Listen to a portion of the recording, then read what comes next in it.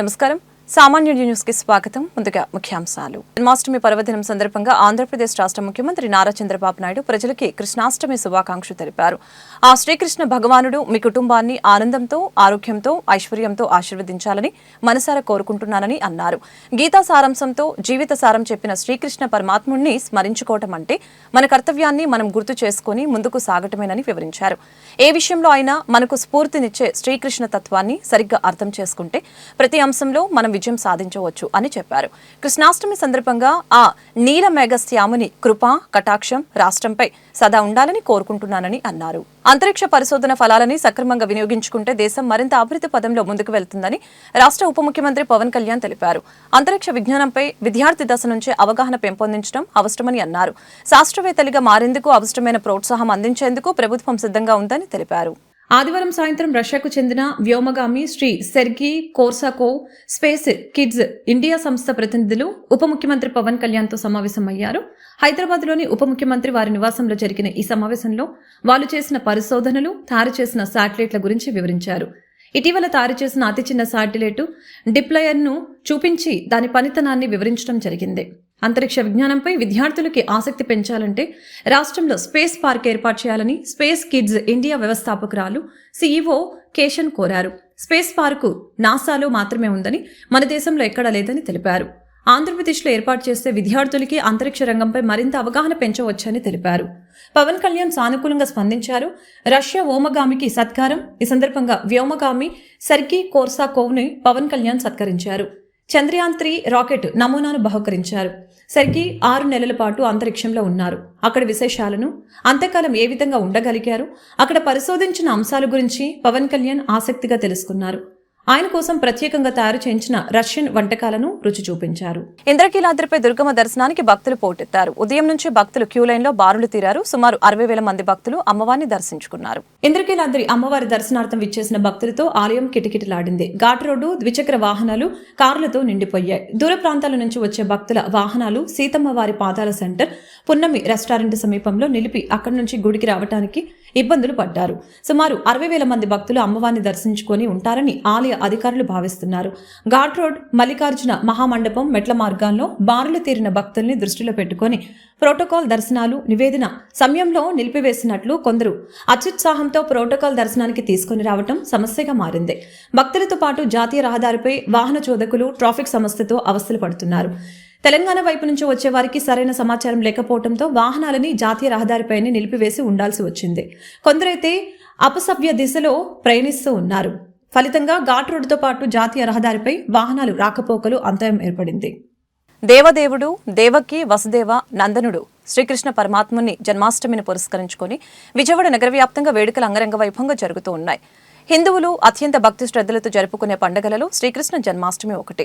దేవకి వసుదేవులకి శ్రావణ మాసం కృష్ణ పక్షం అష్టమి తిదిన కంసుడి చెరసాలలో ఆయన జన్మించగా ఆనాటి నుంచి కృష్ణాష్టమి వేడుకలు జరుపుకోవటం ఆనవాయితీగా వస్తుంది. అలాంటి కృష్ణాష్టమిని తెలుగు రాష్ట్రాలలోని ప్రజలు ఆనందంగా జరుపుకుంటున్నారు. బాలబాలికలు శ్రీకృష్ణుడు గోపికల వేషధారణతో సందడి చేశారు. అందనంత ఎత్తులో ఉట్టికట్టి దాన్ని ఆనందోత్సవాల మధ్య కొడుతూ పండుగ చేసుకున్నారు. ఈ వేడుకల్లో యువకులు, పిల్లలు ఉత్సాహంగా పాల్గొన్నారు. ఉట్టికొట్టిన వారికి బహుమతుల్ని కూడా ప్రదానం చేశారు. ఆలయాల్లోనే కాకుండా ప్రతి ఇంట్లోనూ కృష్ణాష్టమిని అత్యంత వైభవపేతంగా జరుపుకున్నారు.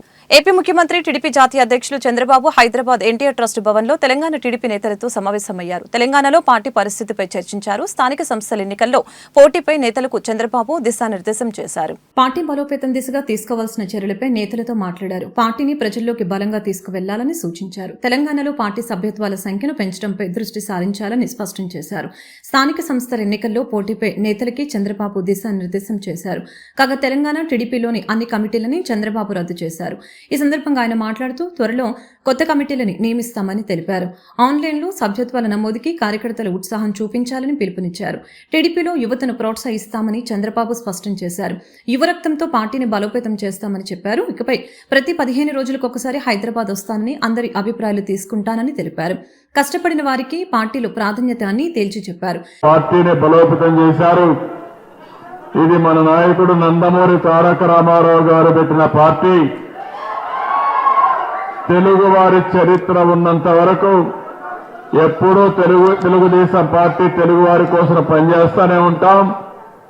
అందుకే ఇటీవల కాలంలో ఆంధ్రప్రదేశ్లో అయితే ఒక హిస్టారికల్ విక్టరీ వచ్చింది.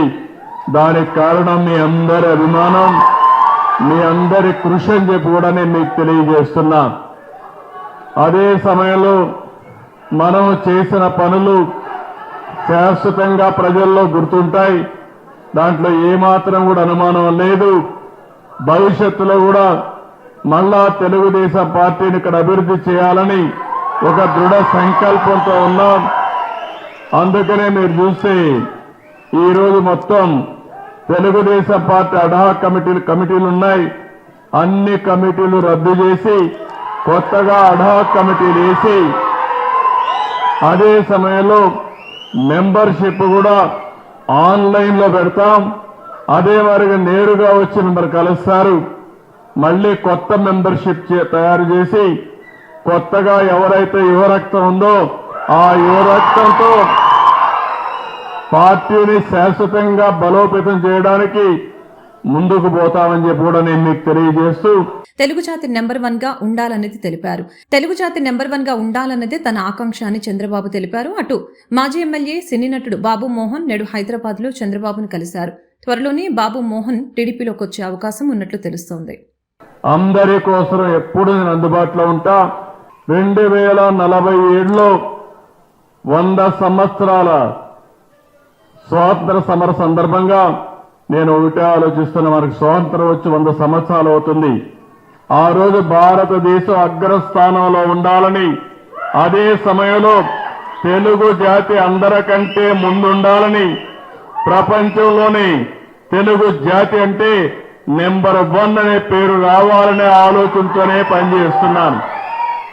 అది తెలంగాణలో ఉండే తెలుగువారు కావచ్చు, ఆంధ్రప్రదేశ్లో ఉండే తెలుగువారు కావచ్చు, వేరే రాష్ట్రంలో ఉండే తెలుగువారు కావచ్చు, విదేశాల్లో ఉండే తెలుగువారైనా అందరి కోసం పనిచేసే పార్టీయే తెలుగుదేశం పార్టీ అని చెప్పి మరొక్కసారి తెలియజేసుకుంటూ ఈరోజు మీరు చూపించిన అభిమానానికి మీ అందరికీ మనస్ఫూర్తిగా నమస్కారాలు తెలియజేస్తున్నా. 15 రోజులకు ఒకసారి వీళ్ళందరికీ వస్తా, మీ అందరితో మాట్లాడతా, మీ మనోభావాలన్నీ వింటాను, మీ అభిప్రాయాలు తీసుకుంటాను.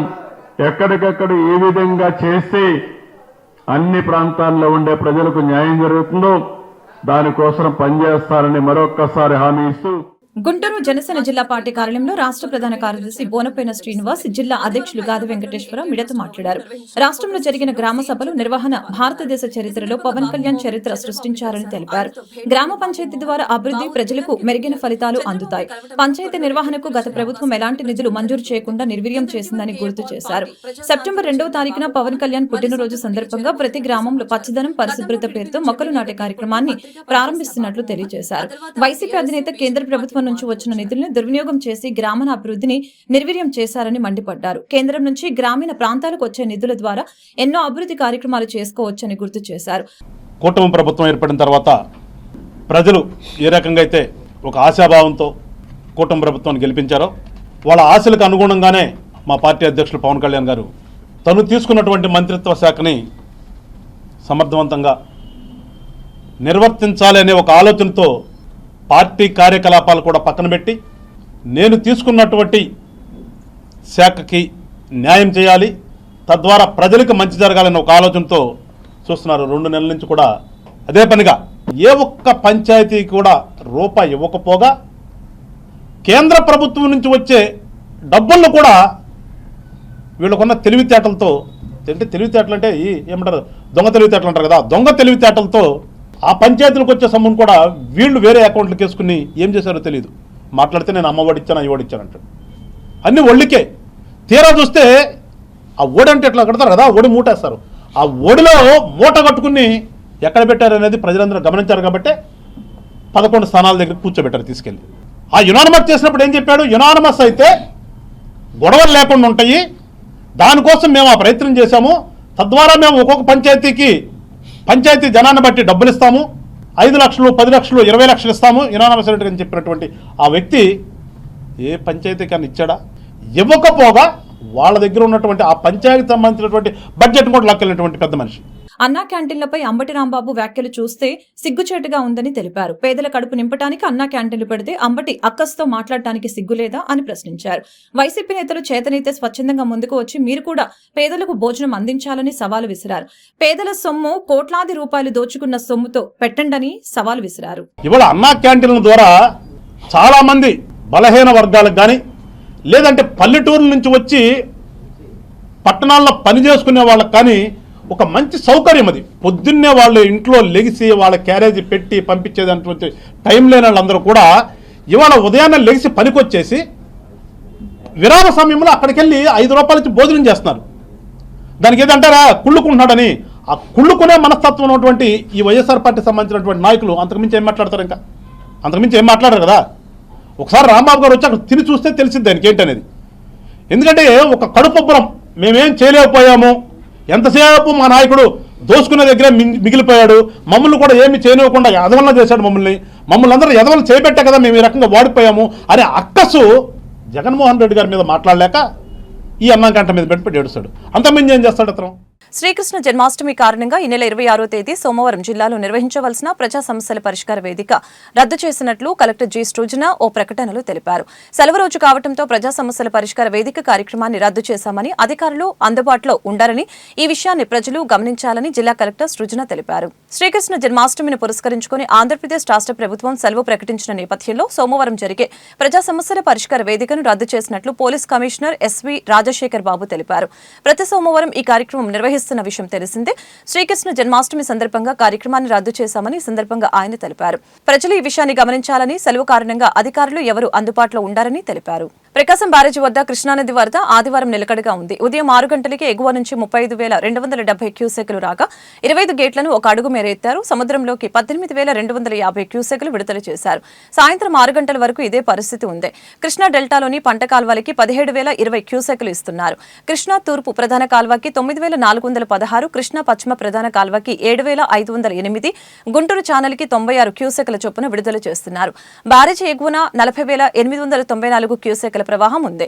పులిచింతల నుంచి 31,077, పాలేరు నుంచి 706, మునేరు కీసర నుంచి 9,111 క్యూసెక్ల మేర నీరు వస్తుంది. నాగార్జున సాగర్ నుంచి ఆదివారం దిగువకి నీరు విడుదల చేసిన క్రమంలో బ్యారేజీ వద్ద వరద పెరిగే అవకాశం ఉందని అధికారులు అంచనా వేస్తున్నారు. విజయవాడ బాంబే కాలనీ ప్రాంతాల్లో డ్రోన్తో గంజాయి, ఇతర అసాంఘిక కార్యక్రమాలు చేసే శక్తులపైనున్న పోలీసులు కొరడ జులిపించారు. ఆదివారం రాజకండ్రిక, వాంబే కాలనీ ప్రాంతాల్లో సీఐ కృష్ణమోహన్ సిబ్బంది డ్రోన్లతో తనిఖీ చేపట్టారు. గంజాయి సేవించి స్థానికుల్ని ఇబ్బందులకి గురి చేస్తున్న వారిపై కఠినంగా చర్యలు తీసుకుంటామని సీఐ కృష్ణమోహన్ తెలిపారు.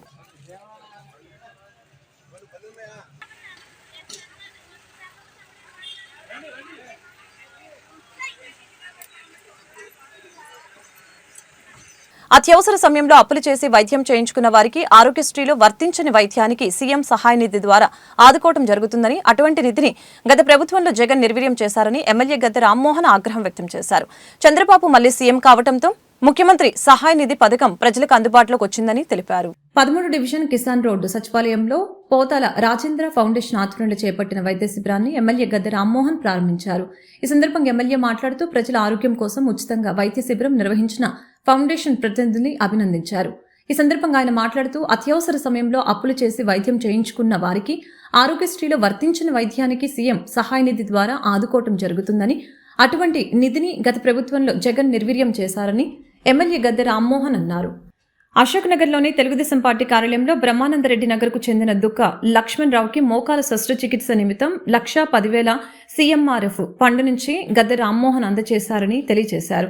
చంద్రబాబు మళ్లీ సీఎం కావడంతో ముఖ్యమంత్రి సహాయ నిధి పథకం ప్రజలకి అందుబాటులోకి వచ్చిందని అన్నారు. ఈ కార్యక్రమంలో కార్పొరేటర్ ముమ్మనేని ప్రసాద్, ఫౌండేషన్ వ్యవస్థాపక అధ్యక్షులు రాలు పోతాల దివ్య, కార్యదర్శి కార్తిక్ విష్ణు, కోశాధికారి భ్రమరాంబ, ట్రస్టీ శ్రీనివాసరావు సభ్యులు పాల్గొన్నారు.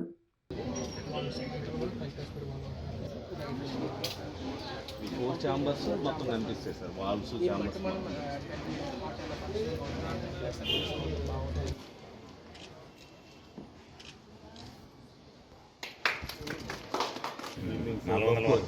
400 వరకు చేసుకోవచ్చు సార్. 100 స్క్రీన్లు మైక్ అనౌన్స్మెంట్ పొద్దున్న నుంచి మైక్ అంతా మన బీపీ సరిగ్గా మెయింటైన్ చేయకపోయినా తెలుసు. ప్లస్ ఏంటంటే సార్ ఇది మనకి ఇక్కడ వస్తుంది సార్, హార్ట్ రేట్ ఎంత ఉంది ఇవన్నీ కూడా దీంట్లో తెలుస్తాయి. పోతుల రాజేంద్ర ఫౌండేషన్ వారు వాళ్ళ ఒక మంచి కార్యక్రమం చేపట్టడం జరిగింది. వాళ్ళ అబ్బాయి రాజేంద్ర జ్ఞాపకార్థం వాళ్ళు మెడికల్ క్యాంపుని పెట్టి దానిలో కూడా ఇవాళ కరోనా తర్వాత 20 సంవత్సరాల పిల్లలకు కూడా హార్ట్ అటాక్ వచ్చే సందర్భాలు మనం చాలా చూసాం. అందువల్ల ఈ ప్రాంతం అంతా కూడా హార్ట్ని టెస్ట్ చేసి అటు ఈసీజీ కానీ ఈకో కానీ రెండు కూడా చూసి 90% హార్ట్ ప్రాబ్లం ఉంటే కనుక్కునే అవకాశం ఈ 2 మిషన్లు ఉంటుంది.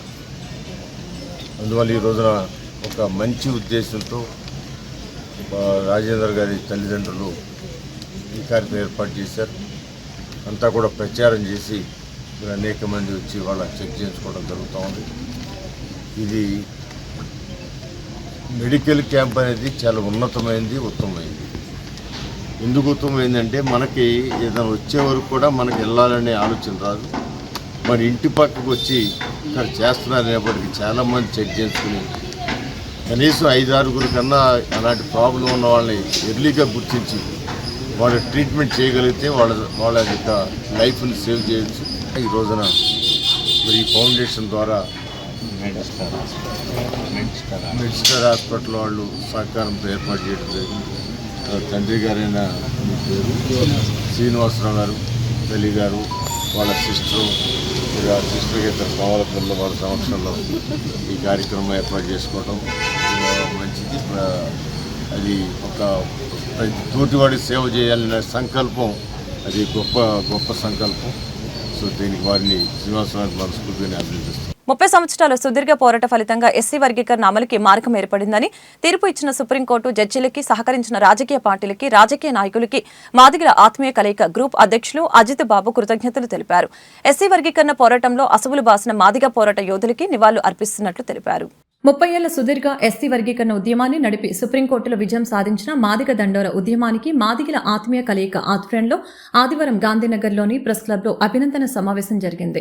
వర్గీకరణ వచ్చిన సందర్భంగా కేక్ కట్ చేసి తమ ఆనందాన్ని వ్యక్తపరిచారు. ఈ సందర్భంగా మాదిగల ఆత్మీయ కలయిక అధ్యక్షులు కటికల అజిత్ మీడియాతో మాట్లాడారు. ఎంఆర్పీఎస్ మందకృష్ణ మాదిగ నేతృత్వంలో 30 సంవత్సరాల సుదీర్ఘ పోరాట ఫలితంగా నేడు ఎస్సీ వర్గీకరణకి అనుకూలంగా సుప్రీంకోర్టు తీర్పు ఇచ్చిందని అన్నారు. పోరాటానికి నాయకత్వం వహించిన మందకృష్ణ మాదిగకు అభినందనలు తెలిపారు. పోరాటంలో అసువులు బాసిన మాదిగలకి జోహార్లు తెలిపారు. తీర్పు ఇచ్చిన జడ్జీలకి, సహకరించిన రాజకీయ పార్టీలకు, నాయకులకు కృతజ్ఞతలు తెలిపారు. జిల్లాల వారీగా వర్గీకరణ కాకుండా రాష్ట్రం మొత్తానికి ఒకే విధంగా గత వర్గీకరణని అమలు చేసింది విధంగా వర్గీకరణ చేసేలా చర్యలు తీసుకోవాలని ముఖ్యమంత్రి చంద్రబాబు నాయుడిని విజ్ఞప్తి చేశారు. ఈ కార్యక్రమంలో సుపన్న పండు, నంబూరు సురేష్ బాబు, కండెల వరప్రసాద్, పచ్చల రాజేషు, మందా సుధాకర్, పులపాక కిషోర్ కుమార్, బాబురావు తదితరులు పాల్గొన్నారు. మరి 30 సంవత్సరాల సుదీర్ఘ పోరాటం మరి ఎంఆర్పిఎస్ ముందుండి కృష్ణమాది గారి నాయకత్వంలో పనిచేసి ఈ రోజున ఏబిసిడి వర్గీకరణ అనేది సాధించడం జరిగింది. దానికి ఈ మా ఆదిగ ఆత్మీయ కలయిక తరఫున మేమందరం కూడా ఆ పోరాటం చేసిన ప్రతి ఒక్కరు కూడా శుభాభినందనలు తెలియజేయడం కోసం ఈ మీటింగ్ని ఏర్పాటు చేయడం జరిగింది. మరి 30 సంవత్సరాల్లో అనేక మంది అసూలు బాశారు. మరి వారికి కూడా మా జోహార్లు తెలియజేస్తున్నాం. మరి ఈ కార్యక్రమంలో ఇంతటి ఘన విజయాన్ని సాధించిన ఏబిసిడి వర్గీకరణ చేసినటువంటి 7 జడ్జిలు కూడా మేమందరం కూడా మా మ్యాక్ కమిటీ తరఫున ధన్యవాదాలు తెలియజేస్తున్నాం. నటుడు మాజీ మంత్రి బాబు మోహన్ త్వరలో టీడీపీలో చేరబోతున్నట్లు తెలుస్తోంది. ఆదివారం హైదరాబాద్లోని ఎన్టీఆర్ ట్రస్ట్ భవన్లో నిర్వహించిన ఫోటో సెషన్లో సీఎం చంద్రబాబుతో పాల్గొన్నారు. ఈ సందర్భంగా బాబు మోహన్ చంద్రబాబుని కలిశారు. ఆయనతో భేటీ అయిన బాబు మోహన్ భావోద్వేగానికి గురయ్యారు. చంద్రబాబును కలవడంతో త్వరలోనే టీడీపీలో చేరే అవకాశం ఉందని ప్రచారం జరుగుతోంది. దీంతో ఇటీవల కేఏ పాల్ పార్టీ ప్రజాశాంతిలో చేరిన బాబు మోహన్ మళ్లీ సొంత గుడికి చేరబోతున్నట్లు సమాచారం. గతంలో టీడీపీ నుంచి ఎమ్మెల్యేగా గెలుపొంది మంత్రిగా పనిచేసిన బాబు మోహన్ ఆ తర్వాత టీఆర్ఎస్, బీజేపీ పార్టీలు మారుతూ వచ్చారు. వార్తలు ముగించే ముందు ముఖ్యాంశాలు మరొకసారి సమాప్తం.